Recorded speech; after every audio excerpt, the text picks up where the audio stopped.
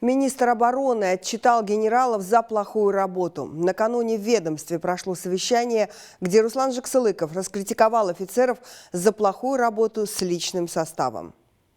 Во что мы превращаемся? Белоручек? Или же присвоение высшего звания позволяет нам расслабляться? Что, добился своего, что ли, молодых? Судя по кадрам, отчитали Талгата Сыздыкова, заместителя главнокомандующего силами воздушной обороны.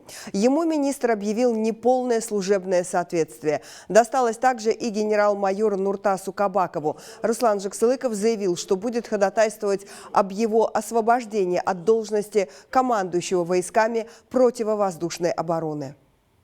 Извините, а что, я буду вам постоянно пальцем грозить?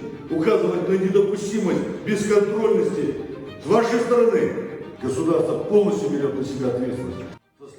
Такая эмоциональность министра обороны связана с инцидентами в армии. По его мнению, командиры обязаны заботиться о жизни солдат, создавать условия для их службы и профессионального роста. Видимо, не все справляются с этим, судя по видео. Напомню, накануне мажилисмен Нартай Сарсенгалиев привел статистику, что за последние 3 года в Казахстане погибло 270 военнослужащих. При этом зарегистрировано 86 фактов самоубийств и 20 попыток суицида.